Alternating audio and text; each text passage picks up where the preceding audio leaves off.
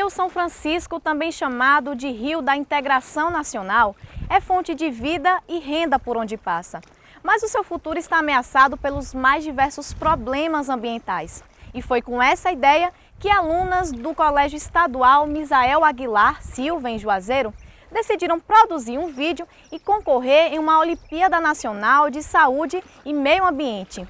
Gravações e produção de texto foram algumas das etapas desse processo. Saiba mais detalhes no programa de hoje sobre essa ação educativa que foi premiada nacionalmente.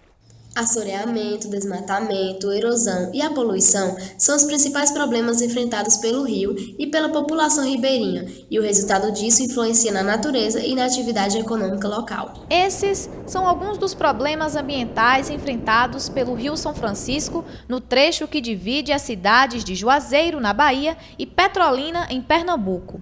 A poluição, a quantidade de lixo e a diminuição do volume da água preocuparam um grupo de alunas do ensino médio de uma escola pública de Juazeiro. Elas decidiram produzir o vídeo Velho Chico, Encontros e Desencontros para denunciar atitudes que comprometem o futuro do rio. A integração das duas cidades, a economia, a educação e os esportes também foram abordados na produção.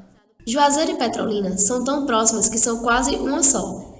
Trabalho, educação, universidades são uma das tantas atividades compartilhadas entre elas. Todos os dias, mais de 2.000 pessoas utilizam as barquinhas como meio de transporte.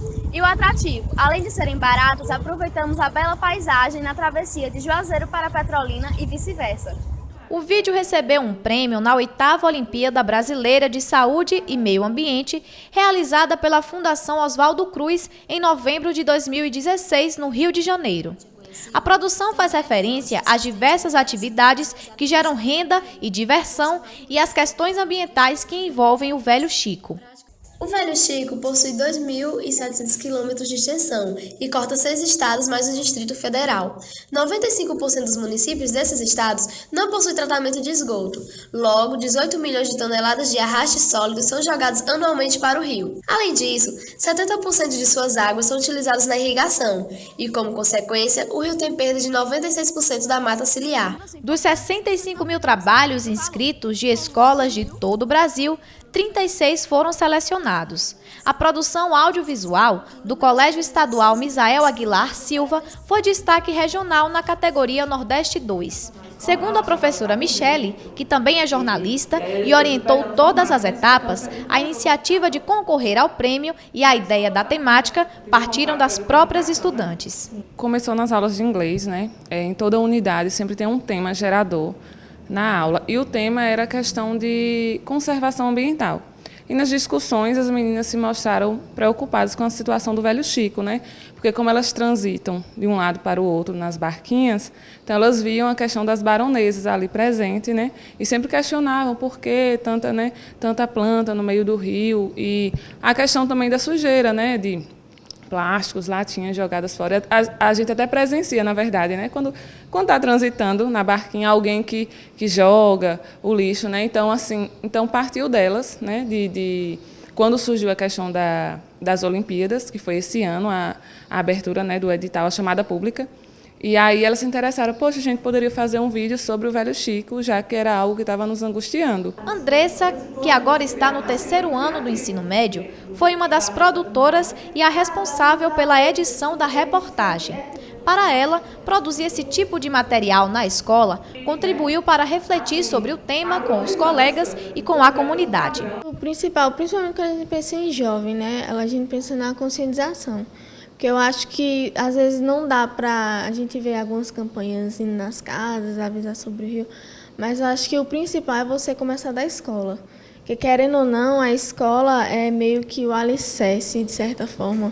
É uma parte importante, né, de todo o ciclo. Se você for fazer um ciclo de como conscientizar as pessoas sobre a importância do rio, acho que começaria pela escola. Mas antes do vídeo ficar pronto, foram necessárias muitas etapas. Michele fez questão de passar para as alunas algumas técnicas jornalísticas. Expliquei um pouco sobre alguns formatos de vídeos, né, assim, que elas já não estavam mais acostumadas.